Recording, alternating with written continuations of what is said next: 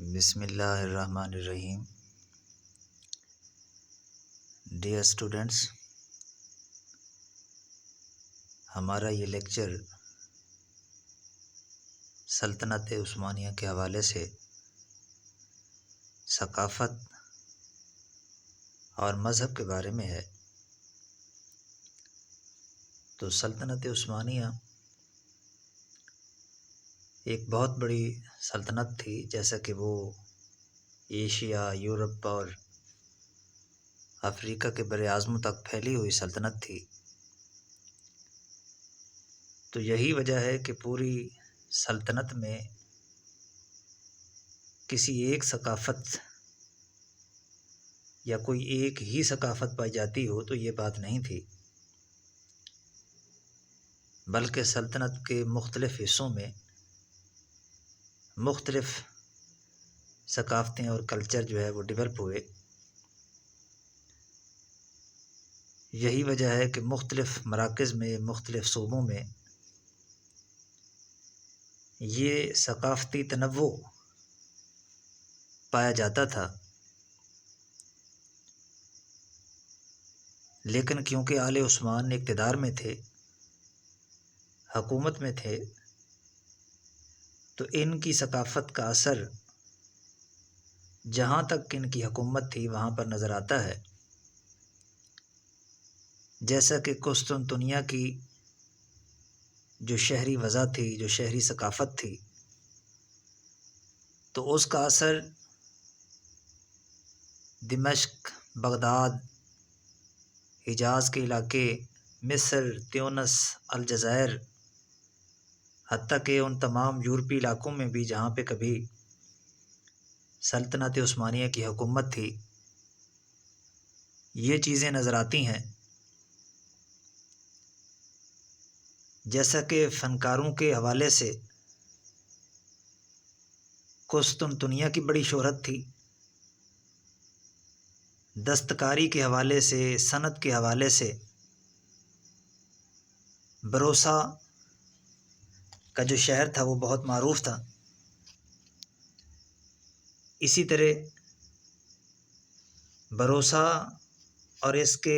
ملحقہ انوتولیہ کے علاقے میں کپڑا سازی، ظروف سازی، قالین سازی، یہ ساری صنعتیں بھی تھیں۔ اس کے ساتھ ساتھ عثمانی فن تعمیر جو ہے تو یہ بھی بڑا ہی اس دور کے حوالے سے بڑا معروف تھا۔ تو سلطنت عثمانیہ کا ابتدائی فن تعمیر رومی طرز تعمیر سے متاثر تھا۔ جیسا کہ سلطنت عثمانیہ کی جو وسعت ہوئی تھی تو وہ رومی علاقوں کی طرف ہوئی تھی۔ پہلے وہاں پہ قدیم رومن امپائر جو کہ بالآخر 1453 کو اپنے اختتام تک پہنچ گئی،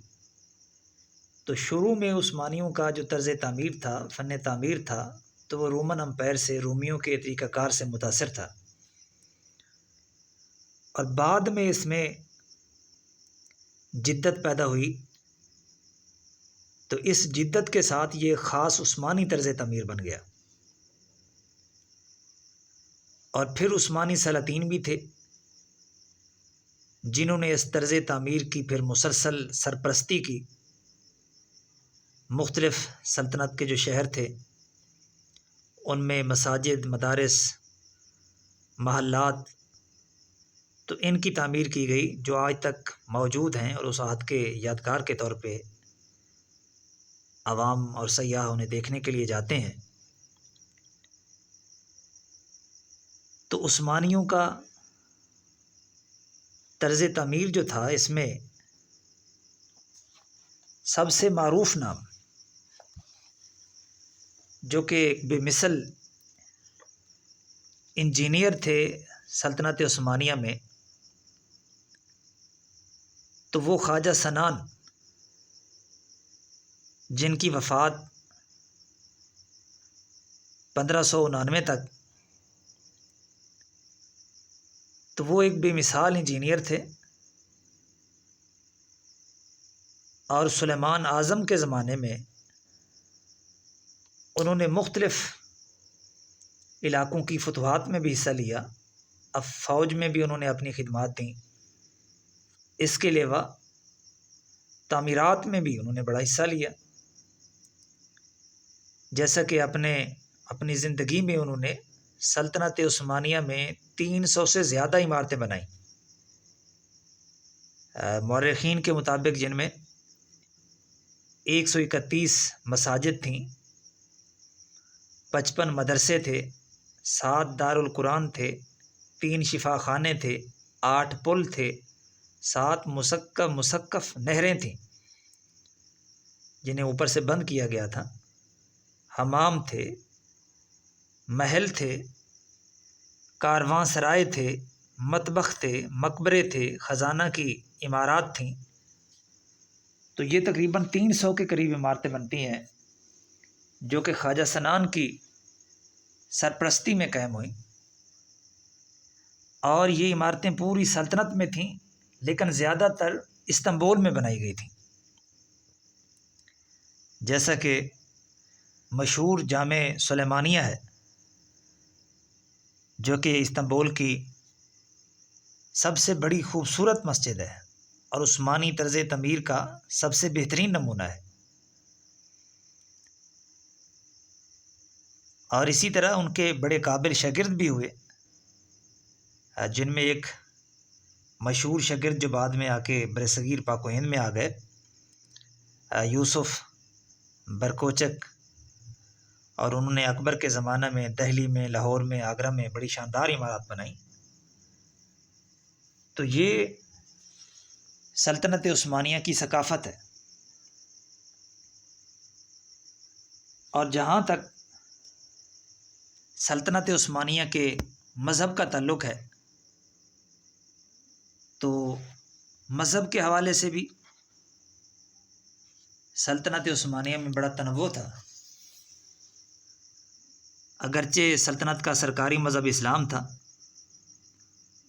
لیکن غیر مسلم بھی کثیر تعداد میں اس سلطنت میں بستے تھے، خصوصاً اہل کتاب، عیسائی، یہودی،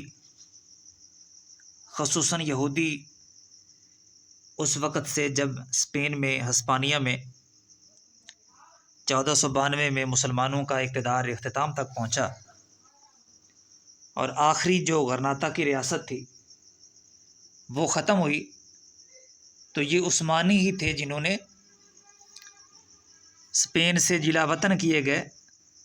مسلمانوں کے ساتھ ساتھ یہودیوں کو بھی اپنی ریاست میں بسنے کی اجازت دی تھی، کیونکہ سلطنت عثمانیہ میں غیر مسلموں کے ساتھ بھی بہت ہی اعلیٰ رویہ اور عمدہ اخلاق کے ساتھ حکمران پیش آتے تھے، اور انہیں اس مملکت میں اپنے مذہب کے مطابق، اپنے رسوم اور رواج کے مطابق زندگی بسر کرنے کی مکمل اجازت تھی۔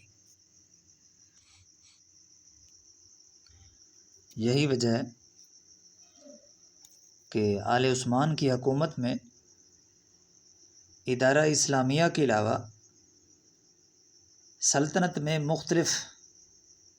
ملتوں کا ایک اپنا جدا گانہ نظام تھا۔ یہ ملتیں کلیسائی فریض کے علاوہ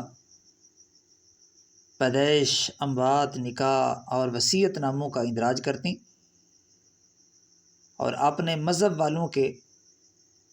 شخصی قانون کے مطابق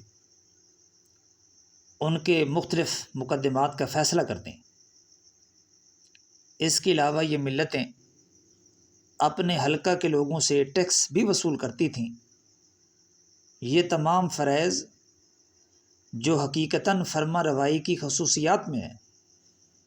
تو یہ سلطنت عثمانیہ کا مختلف ملتوں کے ساتھ بردباری کا، یہ ان کا بردباری کا ایک معاملہ تھا کہ انہوں نے یہ ساری ذمہ داریاں ان میں تقسیم کر دی تھی۔ تو اسی طرح اس ملت میں یعنی آل عثمان کی حکومت میں چونکہ رومی دور سے ہی یہاں پہ جو یونانی کلیسا تھا اس کی سربراہی میں عیسائی ملت کے لوگ رہتے تھے. تو جب قسطنطنیہ کو فتح کیا گیا تو اس دور سے ہی عیسائیوں کی جو سربراہی ہے تو وہ قسطنطنیہ کا جو بطریق اعظم تھا تو اس کے حوالے کر دی گئی، اور عیسائیوں کے جو مذہبی معاملات تھے تو اس طرح سے ان کو حل کیا جاتا تھا. تو اسی طرح سلطنت میں رومن کیتھولک یعنی یہ تو معاملہ تھا جو ایسٹرن آرتھوڈکس تھے یا مشرقی کلیسا سے وابستہ لوگ تھے. اسی طرح کیونکہ سلطنت عثمانیہ بہت ایک وسیع سلطنت تھی تو اس میں رومن کیتھولک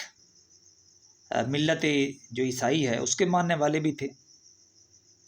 اور یعنی ان دونوں ملتوں کے علاوہ عیسائیوں کا جو تیسرا بڑا فرقہ ہے پروٹسٹنٹ، تو وہ بھی بستے تھے. لیکن اگر یہ عارضی طور پہ یہاں پہ اقامت گزیں ہوتے تھے، یعنی اس ریاست کے مستقل شہری نہیں ہوتے تھے، ٹھیک ہے، مختلف مغربی طاقتوں کی اگر وہ رعایا تھے اور تجارت کی غرض سے اس ملک میں آئے اور بس گئے، تو انہیں بھی حکومت عثمانیہ کی طرف سے ان کے سفیروں اور کونسلوں کے متحد تمام وہ حقوق دیے گئے جو غیر مسلموں کے لیے لازم تھے. تو یوں ہم کہہ سکتے ہیں کہ آل عثمان کی حکومت میں تمام غیر مسلموں کے جو رائٹس ہیں، جو حقوق ہیں،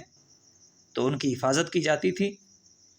اور آل عثمان کی حکومت ان کے ساتھ بہت ہی رواداری کے ساتھ پیش آیا کرتی تھی.